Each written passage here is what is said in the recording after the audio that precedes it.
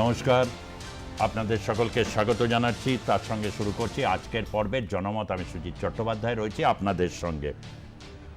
আজকে বাংলাদেশ নিয়ে নয়, আজকে হচ্ছে দেশের একটি গুরুতর যে বিষয় রাজনীতি মহলে আন্দোলিত করে রয়েছে এবং গতকাল তার একটা সমাধান হয়েও পুরোপুরি যে এটা এই প্রশ্নে নিষ্পত্তি হয়ে গেছে তা বলা যায় না, বরঞ্চ চ্যালেঞ্জটা আরও বেড়েছে। সে বিষয়টি হচ্ছে ভারতে যে নিবিড়ভাবে নির্বাচনী যে ইলেকটোরাল রোল যেটাকে বলা হয়, অর্থাৎ ভোটার তালিকা, স্পেশাল ইন্টেন্সিভ রিসার্চ এসআইআর, এটার মাধ্যম দিয়ে ভারতবর্ষে যে ভোটার তালিকার যে সংশোধন চলছে, নিবিড়ভাবে সংশোধন এবং বিশেষ নিবিড়, এই দুটো শব্দ দিয়ে নির্বাচন কমিশন বলেছে যে যারা ভারতবর্ষের গণতন্ত্র তখনই স্বচ্ছতায় থাকবে প্রকৃত নাগরিক, প্রকৃত ভোটার যদি ভোট দিতে পারে। এই হচ্ছে নির্বাচন কমিশনের বক্তব্য। নিঃসন্দেহে এটা একটা বড় দিক, যেখানে তারা চাইছেন একটা ভালো নির্বাচন একটা হোক। এবং গতকাল সুপ্রিম কোর্টে এ নিয়ে শুনানি ছিল। বিচারপতি মাননীয় হিমাংশু ধুলিয়া এবং বিচারপতি মাননীয় জয়মাল্য বাগচির ডিভিশন বেঞ্চে এ নিয়ে শুনানির পর বলা হয়েছে নির্বাচন কমিশন দৃঢ় প্রতিজ্ঞ ছিল। তারা বারবার করে বলেছে যে এই নির্বাচনের ক্ষেত্রে বিরোধীরা যেটা বলছে অধিক হাতে সময় নেই, তথাপি কী করে হবে, কিন্তু তারা এই নির্দিষ্ট সময়সীমার মধ্যেই তারা সম্পন্ন করতে পারবে। শক্তিশালী গণতন্ত্রের জন্য দরকার বিশুদ্ধ ভোটার তালিকা, এই ছিল হচ্ছে নির্বাচন কমিশনের যিনি আইনজীবী তার সওয়াল ভিত্তি। অন্যদিকে মহুয়া মৈত্র বা অ্যাসোসিয়েশন অফ ডেমোক্রেটিক রিফর্ম, আরজেডির মনোজ ঝা, এরা প্রত্যেকেই তারা এই সংশোধনীকে কেন বিহারের নির্বাচনের আগে পরিস্থিতিকে অনেকটাই হচ্ছে জটিল করে দেওয়ার প্রক্রিয়া চলছে এবং জেনুইন ভোটাররা বাদ পড়তে চলেছেন।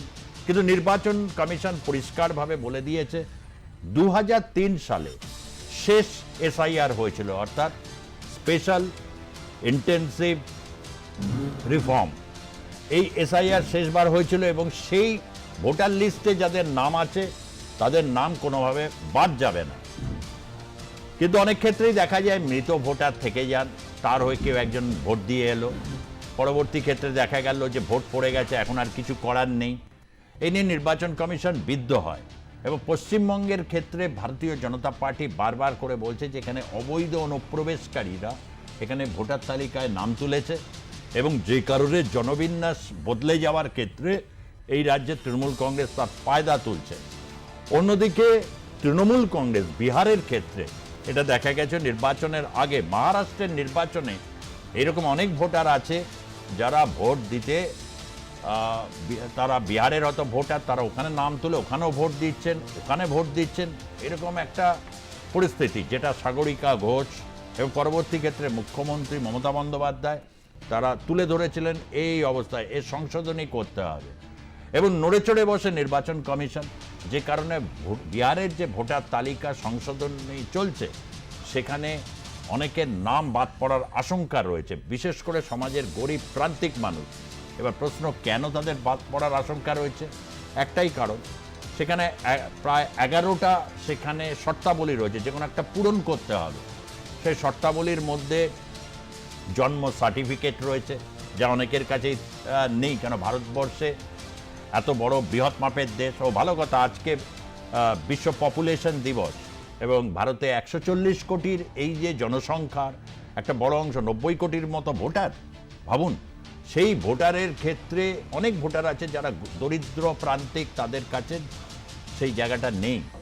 এবং তার সাথে হচ্ছে মাধ্যমিক পরীক্ষা বা যে কোনো বোর্ডের পরীক্ষায় সেখানে বয়স উল্লেখ করতে হয়। অনেকে এই ক্লাস 8, 6, 5 বিভিন্ন সময় ড্রপ আউট হয়ে যায়। তাহলে কিভাবে শর্ত পূরণ করা হবে? তার কারণ আধার কার্ডকে মান্যতা দেওয়া হয়নি, কিন্তু সুপ্রিম কোর্টে এটা বারবার করে এই প্রশ্ন উঠেছে, কেন আধার কার্ডের মান্যতা হবে না, কেন ভোটার কার্ডের অতীতে তার মান্যতা হবে না। এই ব্যাপারে অনড় অবস্থান নির্বাচন কমিশন। তবে কোথাও সুপ্রিম কোর্ট এটা বলেছেন যে আধার কার্ডের ব্যাপারটা আপনারা একটু চিন্তা ভাবনা করবেন, কেন আধার কার্ডের জন্য যে বাজেট ধরা হয়েছে, যেভাবে আর কি আধার কার্ড করা হয়েছে, মানুষ জানতো যে আধার কার্ড একমাত্র পরিচয়পত্র, যেখানে অনেকে লাগবে। অনেক মানুষ বিশ্বাসই করতে পারেন না যে আধার কার্ড কিভাবে জাল হয় বা হয়েছে, কিন্তু হয়েছে।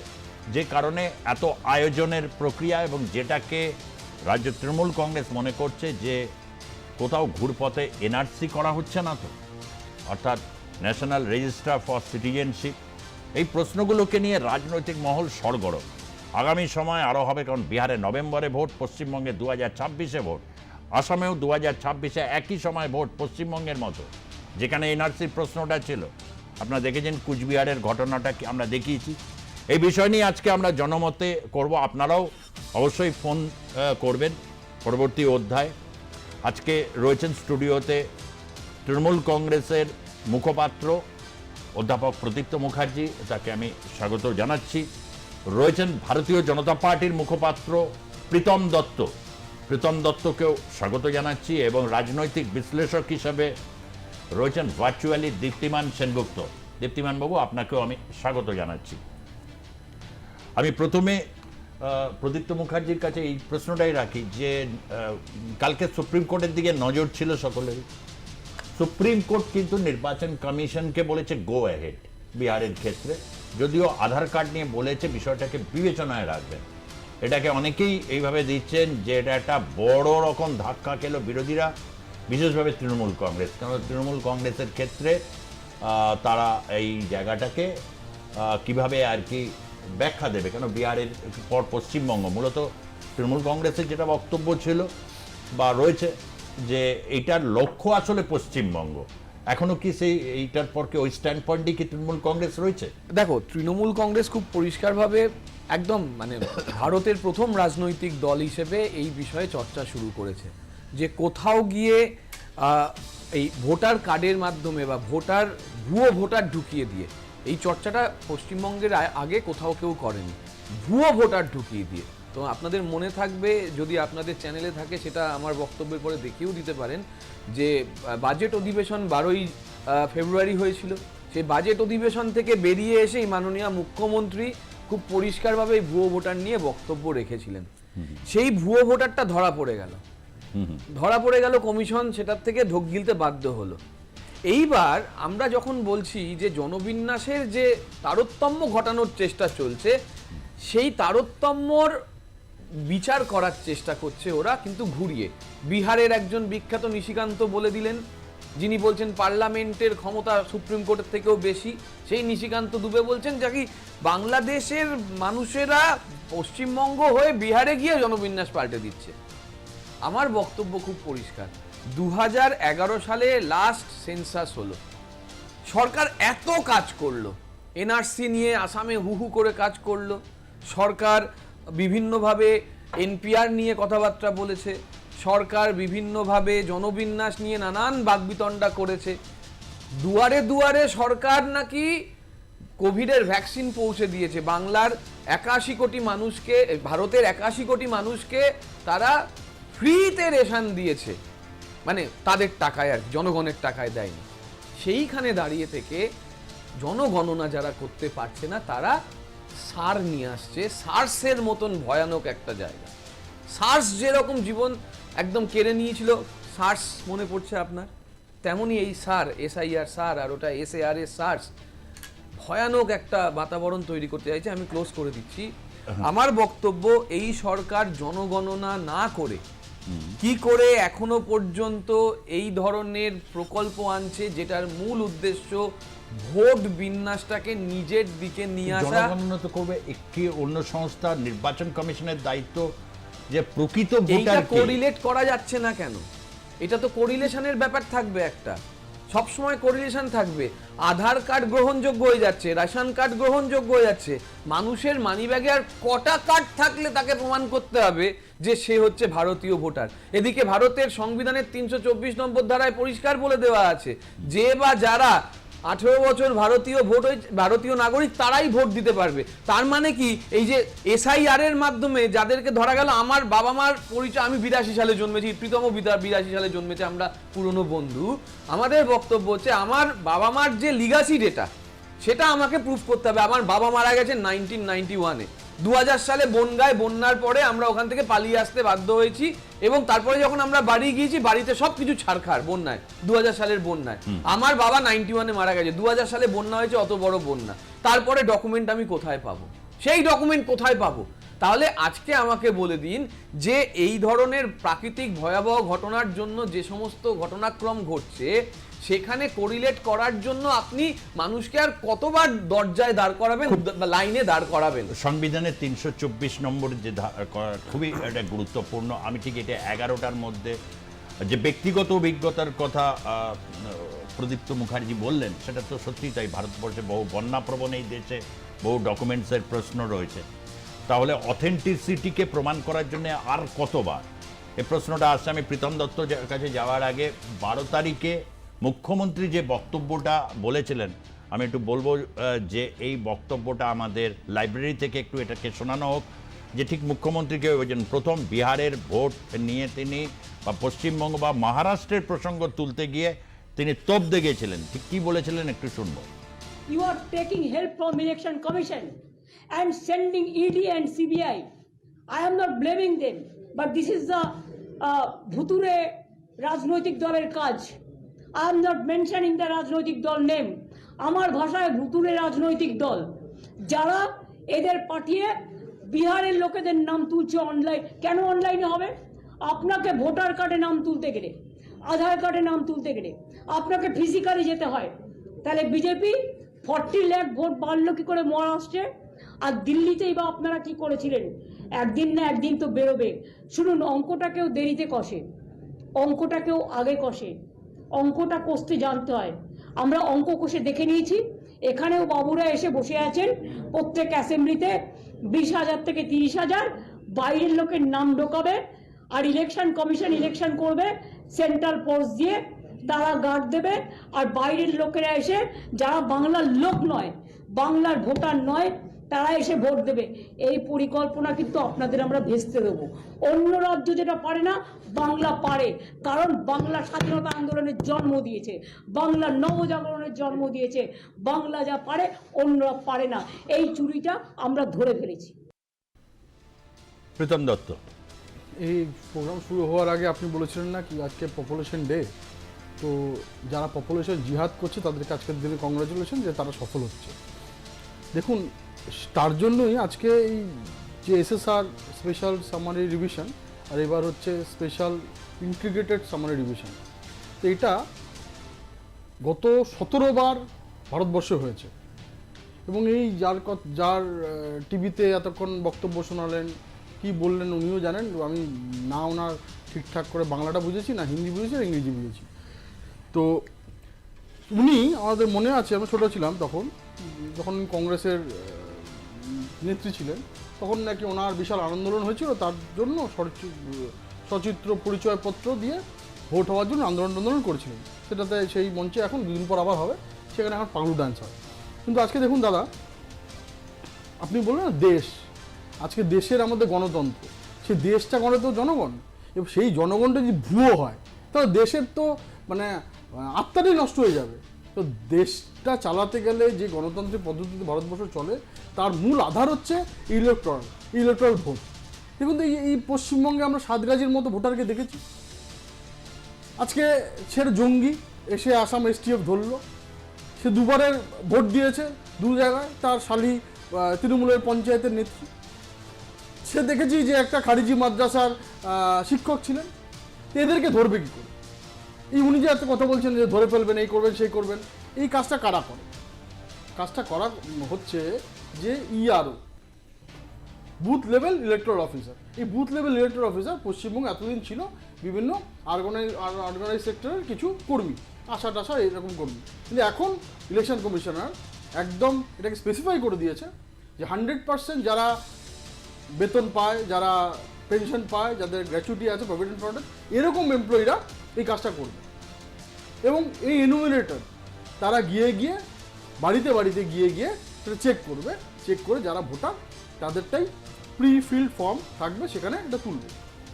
ধরুন এটাতে যদি ভারতবর্ষের যারা এসে এই পপুলেশন জিহাদ করছে, আপনার এখানে অনেক প্রোগ্রাম আমরা করে গেছি, যেটা অনেক জায়গায় ধরা হচ্ছে, যে আজকেও উড়িষ্যাতে ধরেছে প্রায় 400 জন, তার মধ্যে 344 জন বাংলাদেশি রোহিঙ্গা, তারা সব গেছে হচ্ছে এই পশ্চিমবঙ্গের আধার কার্ড বানিয়ে। এর আগে দিল্লিতে ধরেছে, জম্মুতে ধরেছে, আপনার কর্ণাটকা ধরেছে, সেম প্রচুর প্রোগ্রাম করেছে। এবার তারা গিয়ে যদি এই এমপ্লয়িরা যারা পশ্চিমবঙ্গেরই আপনার গভর্নমেন্টের এমপ্লয়ি, তারা বাড়িতে বাড়িতে গিয়ে আপনার সবার পরিচয়পত্র যেই সমস্ত আপনার কার্ডগুলো আছে তারা দেখে দেখে এটা 1 আগস্ট থেকে শুরু হবে। সঠিক আপনার ভোটার লিস্ট তৈরি করে, তার আপত্তি কোথায়? কিন্তু একটা আপত্তিটা এক জায়গায়, আমি বলছি আপত্তিটা এক জায়গায়, যেই মমতা ব্যানার্জি এক সময় এই অনুপ্রবেশকারীর কথা বলে আজকে সেই সোমনাথ চ্যাটার্জি যখন স্পিকার ছিলেন, সেই স্পিকারের চেয়ারে কারণ ছুঁয়ে মেরেছিলেন, আমি আপনার এই কথাটা অন্তত 25 বার আপনার এই প্রোগ্রামে বলেছি, সেদিন ছুঁয়ে মেরেছিলেন ওই ঘটনা।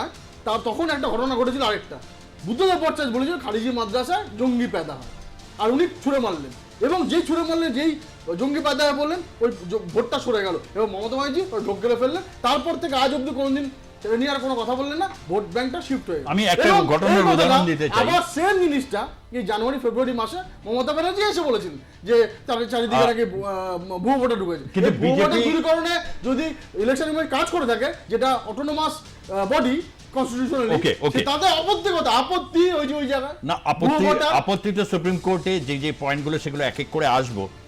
আজ ঘটনা হচ্ছে বিজেপির দেওয়া একটা লিস্ট, সিউড়ি বিধানসভা কেন্দ্র, সেখানে সংখ্যালঘু সম্প্রদায়ের 354 জন ভোটারকে মৃত বলে দেখানো হয়েছে, এবং সেখানে সাংবাদিক সম্মেলন করছেন সিউড়ি বিধানসভা কেন্দ্রের তৃণমূলের বিধায়ক বিকাশ রায়চৌধুরী। তার দাবি এখানে অবশ্যই বিজেপি এই কেন্দ্রটাকে বেছেছে এবং 372 জন ভোটারকে মৃত বলে দেওয়ার জন্য এর মধ্যে 18 জনের বাস্তবিক মৃত্যু হয়েছে, কিন্তু 354 জন জীবিত আছে, তাদের দেখতেও পাচ্ছেন। তারা হয়েছে যে, এবং তারা তৃণমূলের জেলা কার্যালয়ে এসছেন এবং সেখানে যিনি এমএলএ বিকাশ রায়চৌধুরী সেটা শুনেছেন। সেটা হচ্ছে সিউড়ির ঘটনা। তো এইটা যদি হয় তাহলে তো আবার একটা বিপজ্জনক একটা প্রবণতা তৈরি হবে রাজ্যের জন্য। কি হয় এই ধরুন, আজকে আমরা 354 জনকে জীবিতকে মৃত দেখানো হলো, তো আপনি জিজ্ঞেস করে উত্তর দিতেন, বুঝেছি। 3বার এক প্রশ্ন জিজ্ঞেস করলে আমার উত্তরটা একটাই হবে। ধরুন আপনি বললেন যে আমরা ক্লেম করেছি যে আমরা এরকম প্রায় 14-15 লক্ষ লিস্টের নাম কাকে দিয়েছি, ইলেকশন কমিশনারকে। তো ইলেকশন কমিশনারকে সেটা স্ক্রুটিনি করে দেখতে হবে যে তারা সত্যি বলছে না মিথ্যে বলছে। যে জন্য বললেন, আপনি নিজেই বললেন যে 18 জনের নাম সেখানে আছে, তাদের দেখবেন এই ইলেকশন কমিশনের ওয়েবসাইটে গিয়ে দেখুন, তাদের নামে কিন্তু ভোট পড়েছে। আমরা দেখেছিলাম তো স্বনামধন্য দ্বিজেনবাবু, হঠাৎ ওনার জন্ম হয়ে গেল এবং মৃত ব্যক্তি জীবিত হয়ে গেল এবং এসে ভোট দিয়ে চলে গেল সল্টলেকের ভোটে, আমরা দেখেছি। তো সেই জন্য আমরা দিয়েছি, সেটা যাচাই করার দায়িত্ব তো ইলেকশন কমিশন। ঠিক আছে, সেটা বিএলও যারা আছেন আজকে ইলেকশন কমিশন যে কাজটা করছে, সেটা যে 100% কনস্টিটিউশনাল কাজ করছে, সেটা সুপ্রিম কোর্ট মান্যতা দিয়ে দিয়েছে। কিন্তু যাদের এই অনুপ্রবেশকারীদের ভোটে বারবার ক্ষমতায় আসার যে লালসা, যে একবার হয়ে গেছে, পরপর 3বার হয়ে গেছে, আর এইবার আর হবে না, সেই জন্যই ওনাদের মাথাটা খারাপ হয়ে গেছে এবং বলতে শুরু করেছে। এই প্রশ্নে কি বলবেন? মানে অনৈধ, মানে সোজা কথা, অবৈধ অনুপ্রবেশকারী যারা এসেছেন তাদের ভোটে তৃণমূল কংগ্রেস মানে সিদ্ধি লাভ করে আর কি, এটাই বলছে যে এবার আর হবে না সেটা।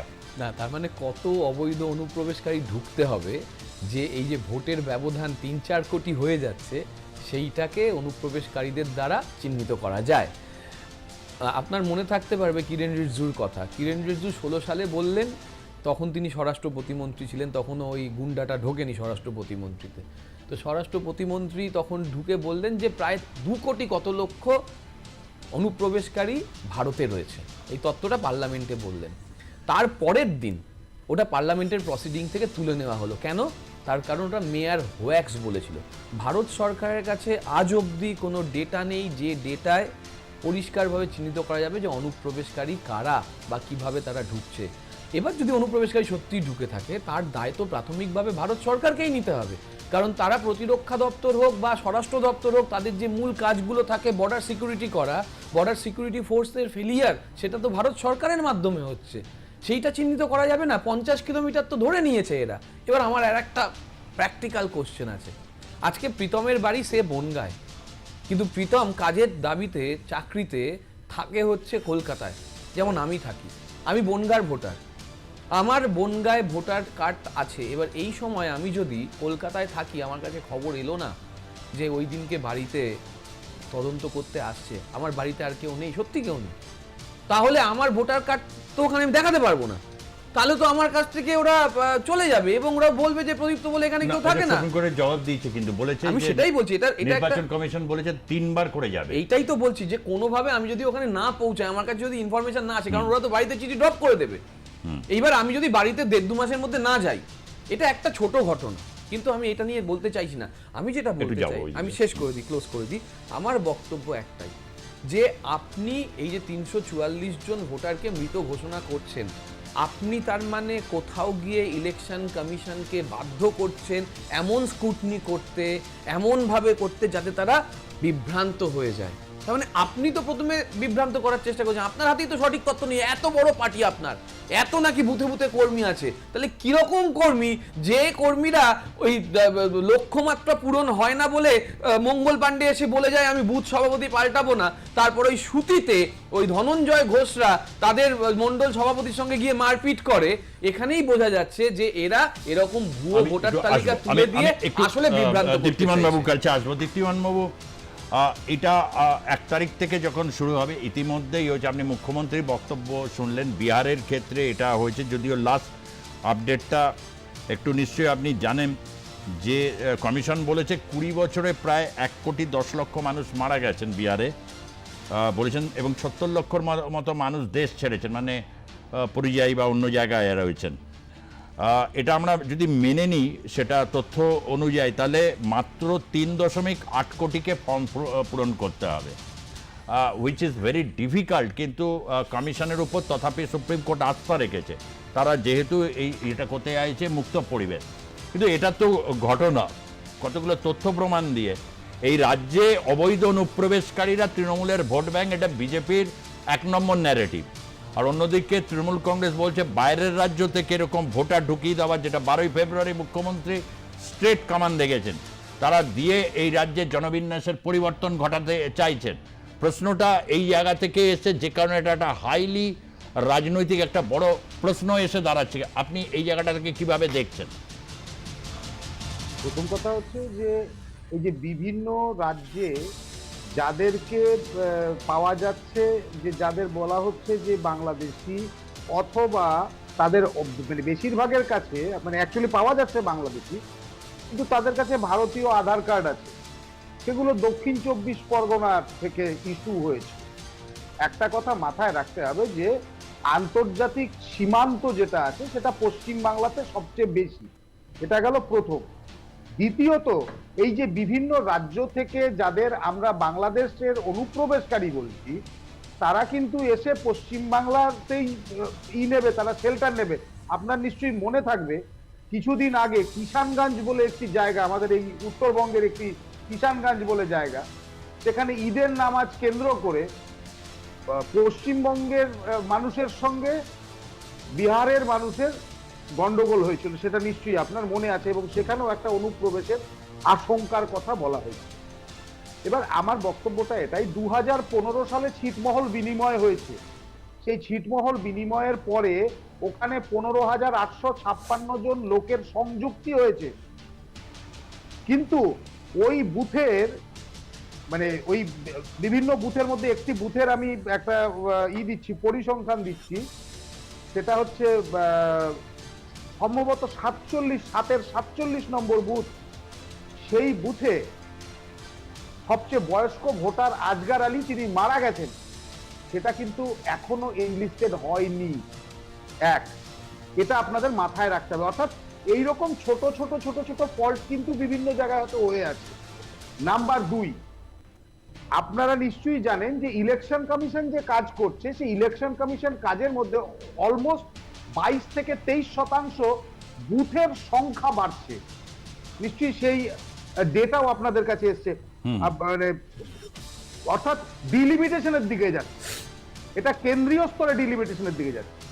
যে ডিলিমিটেশনে যাচ্ছে সেক্ষেত্রে দেখা যাচ্ছে 2 বা 3টে রাজ্যে এই প্রবণতাটা সবচেয়ে বেশি, তার মধ্যে পশ্চিমবঙ্গ একটি, বিহার একটি, উত্তরপ্রদেশ একটি এবং মহারাষ্ট্র একটি, এই 4টা রাজ্যের মধ্যে সবচেয়ে বেশি এই প্রবণতা দেখা দিচ্ছে। তাহলে একদিকে ইলেকশন কমিশনকে তার নিজের কাজ সম্পাদিত, আমরা এখানে বিজেপি, তৃণমূল, অনুপ্রবেশকারী ইত্যাদি করছি, কিন্তু আলটিমেটলি যদি দেখা যায় যে এই সব রাজ্য থেকে যাদেরকে মানে সরানো হলো, যে দিল্লিতে বস্তি উচ্ছেদ ইত্যাদি যা যা করা হলো, আশপাশের গুরগাঁও ফুরগাঁওতে করা হলো, গুজরাটে করা হলো, এই যে এখানকার লোকেরা, এই লোকেরা যদি পশ্চিমবাংলাতে এসে বসবাস শুরু করে, তাহলে কিন্তু পশ্চিমবাংলার জনবিন্যাস বিপর্যস্ত হবেই। এবং সুনির্দিষ্ট কিছু এলাকা, তার মধ্যে দক্ষিণ 24 পরগনা, আমাদের উত্তরবঙ্গের 2-1টি জেলা, সেই সব জায়গাতে কিন্তু এটা হবেই। সুতরাং আমার এটা মনে হয় যে এই যে ইলেকশন কমিশনকে যে সুপ্রিম কোর্ট বলেছে যে হ্যাঁ আপনারা আপনাদের কাজ করুন, রীতিমতো অনুমতি তাদের দেওয়া হয়েছে, যদি সেখান থেকেও কোনো একটি ডেটা আসে, তাহলে সেটাও আমাদের এখানকার রাষ্ট্র ব্যবস্থা পরিচালনার ক্ষেত্রে যারা আছেন স্টেক হোল্ডার, মেইনলি রাজনৈতিক দলেরা, তাদেরও এটাকে অ্যাকসেপ্ট করে নেওয়া উচিত যে এটা কিন্তু তাদের আগামী মানে প্রজন্মের জন্য। আপনি যেটা বলতে চাইছেন ঠিক কথা। আমি এই জায়গা থেকে আসছি, মানে ধরুন হ্যাঁ, পশ্চিমবঙ্গে যেটা প্রদীপ্ত বললো, আমি একটু মেলাতে আমি চাইছি, actually- সময়টা যেহেতু গড়িয়ে যাচ্ছে। হ্যাঁ, মানে আমি শুনলাম এতক্ষণ আপনার কথা, আপনি ঠিকই বলছেন, নির্বাচন কমিশন, হোয়াট নির্বাচন কমিশন ক্যান ডু, সে তো এই বিহার, মহারাষ্ট্রে যেটা হয়েছিল, প্রচুর ওখানে ভোটার বাড়তি সংখ্যা বৃদ্ধি, যেটা পরবর্তী ক্ষেত্রে এখন উদ্ধব ঠাকরে, রাজ ঠাকরেরা এটা বলা শুরু করেছে, এবং এইটাতে হয়েছে স্বাভাবিক। আমরা জানতাম পশ্চিমবঙ্গে এটা বিজেপির কনস্ট্যান্ট ন্যারেটিভ হয়েছে, এটা দীপ্তিমানবাবু অস্বীকার করে যে পশ্চিমবঙ্গের পরিযায়ী শ্রমিক বেশি, কিন্তু ডেটা তো বলছে ভারতের সবচেয়ে বেশি পরিযায়ী শ্রমিক বিহার, উত্তরপ্রদেশ, মধ্যপ্রদেশ, ঝাড়খণ্ড, এই 4টে জায়গা থেকে আসছে, যেটা একটা জনবিন্যাসের কারণ। অন্যদিকে তৃণমূলের বিরুদ্ধে অভিযোগ এই যে যারা সীমান্ত পেরিয়ে অবৈধ অনুপ্রবেশ করেছে তাদেরকে ভোট ব্যাংক হিসেবে ব্যবহার করে বিভিন্ন জায়গায় কার্যত যদি 1200 ভোটার হয় সংখ্যালঘু অধ্যুষিত, সেখানে কার্যত বিজেপি হয়তো 10টা ভোট পেয়েছে। এই তো মূল জায়গায়। ফলে এই দুটো জায়গা থেকেই ডেটাটা যদি ঠিক মতো আসে, তাহলে কার্যত দুজনের কাছে কি সুবিধাজনক না অসুবিধাজনক, এটা খুব ক্লিয়ার কাট হওয়া উচিত। আমি এই একটা জায়গাতে বলছি, দেখুন তথ্যগত আপনি যদি দিকটা দেখেন, জনসংখ্যা বাড়ছে, আপনার প্রাইমারি স্কুল কমে যাচ্ছে, প্রাইমারি স্কুলের প্রয়োজনীয়তা কমে যাচ্ছে, জনসংখ্যা বাড়ছে, আপনার কলেজ বন্ধ হয়ে যাচ্ছে। আমাদের এখানে নিশিগঞ্জ কলেজ বলে একটি কলেজ আছে, সেই কলেজ বন্ধ হয়ে যাচ্ছে। কিন্তু জনসংখ্যা বাড়ার সঙ্গে সঙ্গে রেশনের উপভোক্তা বেড়ে যাচ্ছে। অর্থাৎ জনসংখ্যার এই যে ডেমোগ্রাফিটা চেঞ্জ হচ্ছে, সেটা কি কারণে চেঞ্জ হচ্ছে, সেটা কিন্তু বাস্তবিক চিত্রটা আজকে আসা উচিত। এই মানে আমরা একে অপরকে দোষারোপ করছি, কিন্তু বাস্তবিক অর্থে যদি ইলেকশন কমিশন তার কাজ স্বাধীনভাবে করে, যদি জনসংখ্যা যে পরিসংখ্যান অর্থাৎ সেন্সাস জেনারেল, বুঝতে পেরেছি আপনি কি বলতে চাইছেন, ঠিক। হ্যাঁ হ্যাঁ, আমি এখানে প্রীতমের কাছে আসবো যে সত্যি জনসংখ্যাটা ইস্যু হয় বা ভারসাম্যটা ইস্যু হয়, ডেমোগ্রাফি যেটাকে বলা হয়, এটা প্রদীপ্তদের পড়াতেও হয়, ও রাষ্ট্রবিজ্ঞানে অধ্যাপনা করে। কিন্তু সত্যি ডেমোগ্রাফিক এই ক্ষেত্রে দুটো ফ্যাক্টরই কিন্তু এই ক্ষেত্রে খুব গুরুত্ব পাচ্ছে। একটা হচ্ছে ভারতবর্ষের জনসংখ্যা বাড়ছে, কিন্তু সব রাজ্যে নয়, পার্টিকুলারলি 3-4টে রাজ্যে। আবার অন্যদিকে হচ্ছে অবৈধ অনুপ্রবেশ হচ্ছে বাংলাদেশ থেকে, যেটা এই পাকিস্তানের অপারেশন সিন্দুরের মানে সময় একটা তথ্য বেরিয়ে এলো না, যে 1.5 কোটি, তারপর 50 লক্ষ হচ্ছে রোহিঙ্গা এবং 1 কোটি পাকিস্তানি। এতদিন পর্যন্ত পাকিস্তানি তথ্যটাই চেপে যাওয়া হচ্ছিল, শুধুমাত্র বাংলাদেশ বা রোহিঙ্গা। তখন তো এটা হয়, এটা নিয়ে তো রাজনীতি অনেক হলো, অনেক হয়েছে, কিন্তু জনসংখ্যার এই ভারসাম্য বা প্রকৃত ভোটার, এই ক্ষেত্রে তো নির্বাচন কমিশনের উপর আস্থা রাখার যেমন একটা প্রশ্ন রয়েছে, কিন্তু এইটা যদি তথ্য বেরিয়ে আসে, সেটাতে কি বিজেপি মানে কেউ খুব কমফোর্টেবল জায়গায় থাকবে বলে মনে হয়? প্রথম কথা হচ্ছে দাদা, আপনার উপস্থাপনা দেখে আপনার যে যারা দেখছে দর্শকরা, তারা কনফিউজ হয়ে যাওয়ার প্রবণতা আছে। তার কারণে আপনি এমনভাবে বলছেন যে ইলেকশন কমিশন আর বিজেপি এক। ইলেকশন কমিশন যে স্বশাসিত, আমি কি করে এইটা তো আরোপ করে দিলে তুমি, না আরোপ করে দিলে মনে হচ্ছে, তাই যেন না মনে হয়, পারসেপশন বলো। হ্যাঁ, সেই পারসেপশনটা যে না তৈরি হয়, সেই জন্য বলে দিচ্ছি যে ইলেকশন কমিশনের একদম 100% স্বশাসিত একটা জায়গা। তার হেড কী করে নিযুক্ত হয়, তার একটা কনস্টিটিউশনাল নিজস্ব সিস্টেম আছে, সেখানে যেটা ভারতবর্ষে এলওপি তারও একটা যোগদান থাকে। তো সুতরাং ইলেকশন কমিশন স্বশাসিত সংস্থা এবং তারা যে কনস্টিটিউশনালি কাজ করছে, গতকাল সুপ্রিম কোর্ট সেটা বলে দিয়েছে যে 100% সংবিধান মেনে কাজটা হচ্ছে। এবং আজকে যে আমরা বললাম যে ভারতবর্ষের আজকে প্রকৃত ভোটার সেই তালিকা যদি তৈরি হয়, তাতে আপত্তিটা কোথায়, কার আপত্তি থাকতে পারে? আমার আপনার যারা ভারতীয় আমরা তাদের তো আপত্তি থাকতো। দেখুন পদ্ধতিগত যে আমার ভাই বললো বন্যা হয়েছিল কবে, চাই সব ডুবে গেছে। কালকে আমি যদি আমরা জিজ্ঞেস করি একটা তর্কের খাতিরে, কালকে ওনার জমি টমি ওখানে বিক্রি করতে হবে, খুব দরকার, ওর জমিটা বিক্রি করবে, ওনাকে যেতে হবে না।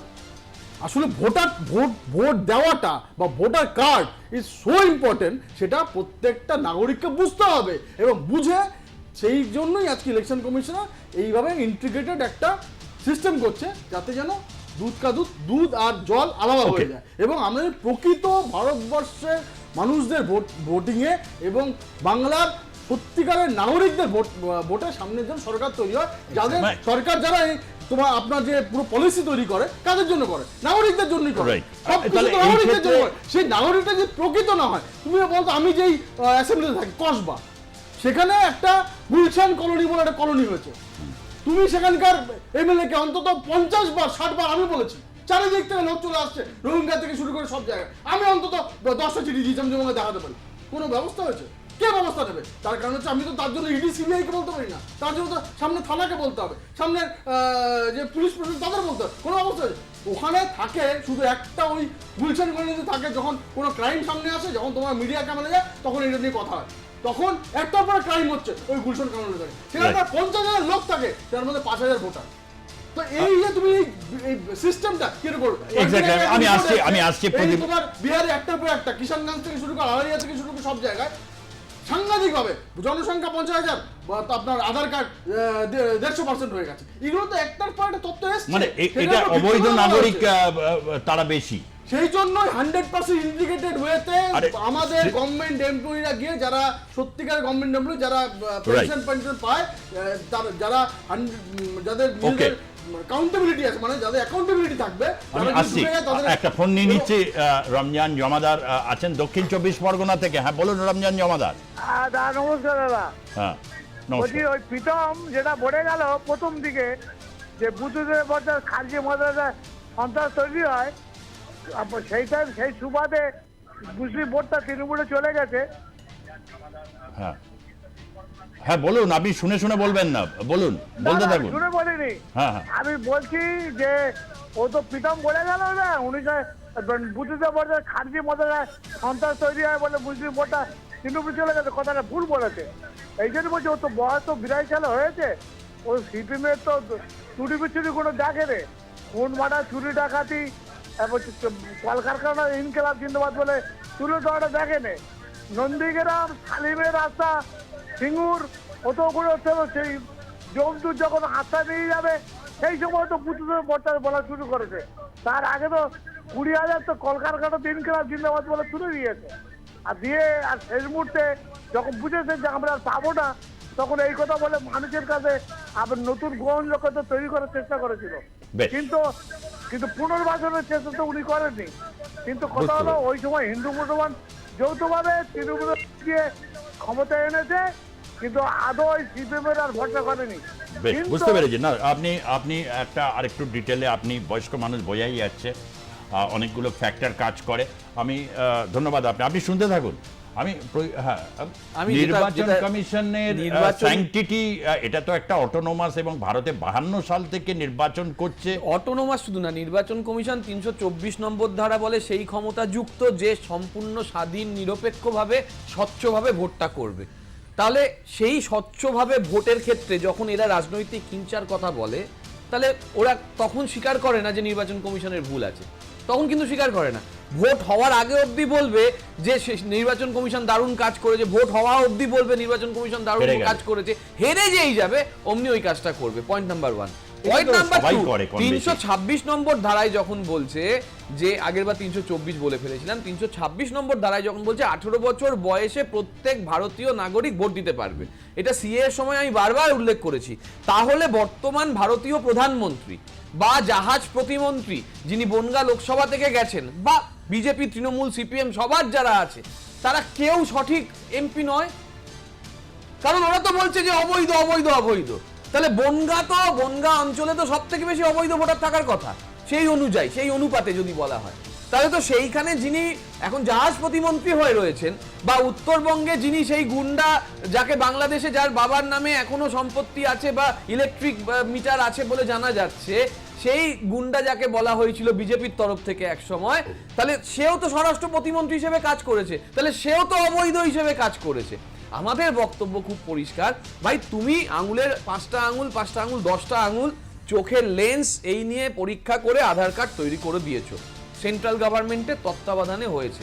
সেইখানে দাঁড়িয়ে থেকে তুমি ব্যাংকের সঙ্গে ইন্টিগ্রেট করছো, মানুষকে লাইনে দাঁড় করাচ্ছ ডিমনিটাইজেশনের নাম করে, তুমি ভোটার কার্ড তৈরি করেছো, সেখানে আবার লোগো ফোগো বার করছো। ফলে বিভিন্ন সময় আমাকে কিন্তু তথ্যর মাধ্যমে যেতে হচ্ছে। আমার জীবনের সমস্ত কিছু সরকারের কাছে আছে, সমস্ত কিছু। তাহলে সরকার সেই ইন্টিগ্রেশন করলেই তো মিটে যায় কে বৈধ কে অবৈধ। সেটা বলছে করবে, করুক না। কিন্তু সুপ্রিম কোর্ট একই সঙ্গে বলেছে আধার কার্ড এবং রেশন কার্ড এবং ভোটার কার্ড তিনটেকেই প্রায়র গুরুত্ব দিতে হবে। কিন্তু আমরা তো বিবেচনার কথা দিতে বলেছে, এবং 2008 সালেও তো আমরা দেখেছি রাজিয়া বেগমের সেই বিখ্যাত দিল্লি কোর্ট কেসটা কেউ মনে করুক না, রাজিয়া বেগম দিল্লিতে থাকতেন, তার সন্তান সন্ততি নিয়ে যখন মমতা বন্দ্যোপাধ্যায় বলার চেষ্টা করেছিলেন, ঠিক এই কারণেই তো বলার চেষ্টা করেছিলেন, কারুর কাছে সত্যি সত্যি পাসপোর্ট থাকুক, কারুর কাছে আধার কার্ড থাকুক, ভোটার কার্ড থাকুক, যতক্ষণ পর্যন্ত সে প্রুফ না করতে পারছে, এটা আজকের প্রসেস নয়, সে ভারতীয় হতে পারে না যদি তার কাছে সেগুলো ইললিগালি সে অ্যাকুয়ার করে। তাহলে সেই ইললিগাল অ্যাকুয়ারের যে প্রসেসটা, সেই প্রসেসের সময়সীমা নিয়ে একটা বিতর্ক হচ্ছে। আমরা কেউ প্রসেসের বিরোধিতা কিন্তু করছি না, আমরা বলছি কোন সময় করছো, কিভাবে করছো, ভয় পাওয়ানোর রাজনীতি নিয়ে করছো কিনা, মানুষকে বিভাজনের রাজনীতি নিয়ে করছো কিনা। একটা জিনিস জানতে আমি আসছি, মানে নির্বাচন কমিশন এই প্রশ্নের উত্তরেও তো বলেছে যে নাগরিকত্বের প্রশ্নটা একটা নির্বাচন কমিশনের কাজ, নির্বাচনটাকে ঠিক করে, এবং সে বৈধ ভোটার কিনা। এখানে একটা নাগরিকত্বের প্রশ্ন আছে, কারণ নাগরিকই যদি অবৈধ হয় সে ভোটার হবে কি করে, না হবে কি করে। কিন্তু এখানে নানা রকম ঘটনা ঘটে, এবং যেটা সবচেয়ে বড় কথা, আমি অন্য বিতর্কে আছে না, কিন্তু অবৈধ অনুপ্রবেশকারী, আজকে তো এই সংজ্ঞাটা নির্ধারিত, বিজেপি যখন অবৈধ অনুপ্রবেশ করছে বা কোনো জায়গায় influx of voter of a certain religion, এটা তো ডেমোগ্রাফিক কম্পোজিশনের মধ্যে পড়ছে, সেই জায়গাটা কি নির্বাচন কমিশন যদি আটকাতে চায়, সে তাহলে মানে সেটাকে তৃণমূল কংগ্রেস স্বাগত জানাবে। আমি বলছি যে কোনো বৈধ প্রক্রিয়া সেটাকে কেউ আটকানোর কথা বলছে না, যে কোনো আইনি প্রক্রিয়া কেউ আটকানোর কথা বলছে না। বলা হচ্ছে ভয় পাওয়ানোর রাজনীতিকে, বলা হচ্ছে জোর করে চাপিয়ে দেওয়ার রাজনীতিকে, বলা হচ্ছে আমাদের সাংবিধানিক যে ফ্লেভার, সেই এসেন্স অফ কনস্টিটিউশন সেটাকে। এবং তুমি আজকে যেখানে দীপ্তিমান দাও বললেন যে দিল্লিতেও যেগুলো হচ্ছে, বসন্ত কুঞ্জ না বসন্ত বিহারে যেভাবে মানুষদের সঙ্গে কাজ করা হচ্ছে, মানে বাঙালি মানেই মুসলিম, বাঙালি মানেই হচ্ছে বাংলাদেশি, এই যে ভাবনাটা ছড়িয়ে দেওয়ার চেষ্টা করা হচ্ছে, আমরা তার বিরোধিতা করছি। আমরা বিরোধিতা করছি দিল্লিতে যখন বস্তি ভাঙছে, মন্দির ভেঙে দিচ্ছে, সেখানে গায়ে লাগছে না, এখানে এসে মন্দির আর মসজিদ করছে। এই যে অ্যাপ্রোচের ডিফারেন্সেসটা, সেইটা আমার দেশের যে মাল্টিকালচারাল ফ্লেভার, সেই মাল্টিকালচারাল ফ্লেভারতে মিলে সুর মেরা তুমারা তো সুর বানে হামারা, আমরা ছোটবেলায় সেই গান শুনে বড় হয়েছি, সেখানে আমরা সেটা দেখেছি। তো আমাদের ধর্মে দেখছি কি দুটো নদী একসঙ্গে মিশছে, দুটো স্বতন্ত্র নিয়ে আসছে, এবং সেই রুদ্রপ্রয়াগ আপনার মনে থাকবে, দুটো আলাদা রং কিন্তু এক জায়গায় মিশছে, একইভাবে বয়ে চলে যাচ্ছে। এই ধারায় তো আমরা বড় হয়েছি, সেইখানে হঠাৎ করে ধারাটাকে পরিষ্কার বলে দেওয়া হবে যে মুসলিম মানে চ্যাংদোলা করে বিধানসভা থেকে ফেলে দেবো, সেই রাজনীতি চলতে পারে না। না দেখুন, আজকে আব্দুল কালাম আর আব্দুল কাসাবের মধ্যে তো ডিফারেন্সিয়েট করতে হবে, এবং সেটাকে আমাদের কারোর রোগে যদি হয়, সেটা যদি ডিটারমাইন না করা হয় না, তাহলে সেটা রোগে পছন্দ ধরে যায়। সুতরাং আজকে যখন ইলেকশন কমিশনার, প্রথম কথা হচ্ছে যে 100% বৈধতামূলক কাজ করছে, সংবিধান মিলে কাজ করছে, গতকাল সেটা সুপ্রিম কোর্ট বলে দিয়েছে। কিন্তু আজকে প্রত্যেকটা রাজনৈতিক দলকে এটাকে ওয়েলকাম করতে হবে। রাজনীতি তো কাউকে ওই কিছু একটা দিয়ে করে পাওয়া রাজনীতি নয়, রাজনীতি নীতি আদর্শ লড়াই। এই নীতি আদর্শ লড়াই যখন শেষ হয়ে যায়, যখন এই কলেজ থেকে শুরু করে রেশন দোকান থেকে শুরু করে সব জায়গায় লুম্পেন বাহিনীর সিস্টেম চলে আসে, কোন নীতি আদর্শ ছাড়া যখন রাজনীতি হয়, যেটা প্রদীপ্ত ভাই বলছে ওই রকম কথাই বেরিয়ে আসে। তুমি বলো, আজকে ও নিজে স্বীকার করলো যে ইলেকশন কমিশন বৈধতা কাজ করছে, কনস্টিটিউশনাল কাজ করছে, তাহলে অসুবিধাটা কোথায়? ওই যে অসুবিধা আজকে এই যে আমাদের যে ভাষা, রাজনীতির কথা বলতে দাও, ভয়টা কিসের? এই সেম ভাষা আন্দোলন তো বাংলাদেশে হয়েছিল, সেম ভাষায়, বাঙালি ভাষা এবং উর্দু ভাষা বা যে পাকিস্তানে চাপিয়ে দেওয়া ভাষার মধ্যে আন্দোলন হয়েছিল। তো সেই হয়ে যাওয়ার পর যারা বাংলা ভাষায় কথা বলে, ওখানে তো জামাতরা বাংলা ভাষায় কথা বলে, এখানে সিদ্দিকুল্লাহ চৌধুরী বাংলা ভাষায় কথা বলে। মুশকিলটা হচ্ছে এই ডিফারেন্সিয়েটটা তো বাঙালিকে বুঝতে পারে, আমি বলি তুমি সবাই বলে, কিন্তু ডিফারেন্সটা বুঝতে হবে যে ওখানে বাংলা ভাষায় কথা বলতে বলতে, জগন্নাথ থেকে শুরু করে মন্দির থেকে শুরু করে বাংলা ভাষা বলতে বলতে যে হিন্দু নারীদের লাইভ করে দর্শন করা হচ্ছে, সেটাও কিন্তু করা হচ্ছে একমাত্র ধর্মের ভিত্তিতে। আমাদের আজকে পশ্চিমবঙ্গ সৃষ্টি হয়েছিল কিসের জন্য? ধর্মের ভিত্তিতে। সেদিনকে শুধু শ্যামাপ্রসাদ মুখার্জি না, কংগ্রেস প্লাস সিপিএম এর জ্যোতি বসু এবং আরেকজন, তারা সবাই মিলে ভোট দিয়েছিল শুধুমাত্র হিন্দু হওয়ার জন্য, যে আমরা পশ্চিমবঙ্গ থেকে আমাদের মুক্ত মনা চিন্তা ভাবনা করতে চাই। কেন? ধর্মের জন্য। আজকে যদি সেটাই, সেই জন্য তো সিএ করা, যে আজকে রিলিজিয়াসলি ওখানে আমি নির্বাচন আজকে সময় চলে আসবে, তার জন্য তো সিএ। আমি একটু দীপ্তিমান বাবুর কাছে আসবো। সত্যিকার ভারতীয় নাগরিক, একদম আব্দুল কালাম টাইপের থেকে শুরু করে ওয়াজেদ আলী থেকে শুরু করে এরকম যারা সত্যিকার ভারত, আমি আসবো আমাদের যে ক্যাপ্টেন কুরেশি, ওদের এরকম লোক যারা ভারতবাসী, তাদের শুভেন্দু অধিকারী যখন বলছে যে মুসলিমদের চ্যাংদোলা করে বিধানসভা থেকে ফেলে দেবে, সেটা ঠিক আছে তো? সেটা ঠিক আছে, এখনো বলবো তার কারণ রাষ্ট্র ব্যর্থ হচ্ছে, রাষ্ট্র সম্পূর্ণ ব্যর্থ হচ্ছে। যে কিভাবে আজকে শুভেন্দু অধিকারীর নেতৃত্বে পরিষ্কার বলছে যে ভাই ছুঁড়ে ফেলে দাও, ছুঁড়ে ফেলে দাও। ও ভাই, তোমার মুখপাত্র উত্তরবঙ্গে মুসলিম নয় তো? তাহলে সে যদি বিধায়ক হয়ে আসে, তাকে শুভেন্দু অধিকারী ছুঁড়ে ফেলে দেবে তো? তাহলে বলবে না তো? আমি একটু শ্রমিক বাবু কি বললেন? শ্রমিক বাবু তো পুরো উল্টো লাইনে খেলছেন। চিৎকার করে লাভ হবে না। তাহলে তোমার শুভেন্দু অধিকারীকে সমালোচনা করো, শুভেন্দু অধিকারীকে সমালোচনা করো। বেশ বেশ বেশ বেশ বেশ বেশ বেশ বেশ আমি একটু দীপ্তিমান বাবু একটু আসি।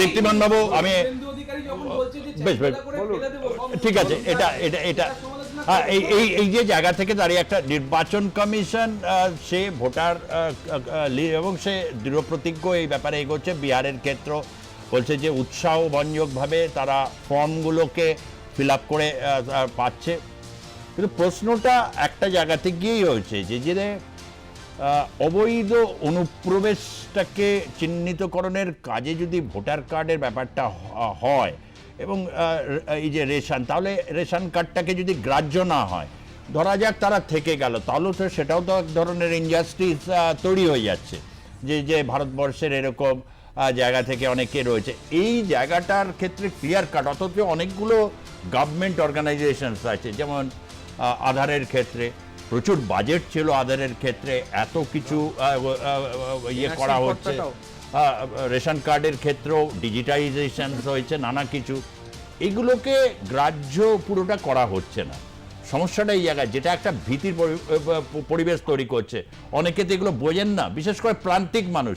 আমি নিশ্চিত 11টার মধ্যে তাদের না থাকবে পাসপোর্ট, বাড়িতে তারা জন্মেছেন কেউ কেউ, বেশিরভাগই, বা হাসপাতালে একটা ডকুমেন্টস যদি থাকে, বন্যায় বা ঝড়ে উড়ে গেছে, তাদের সকলেই প্রধানমন্ত্রী বাসগৃহ বা বাংলা আবাস যোজনায় তাদের সকলেরই কংক্রিট বাড়ি হয়নি, তারা ম্যাক্সিমাম ড্রপ আউট বা হচ্ছে নিরক্ষর।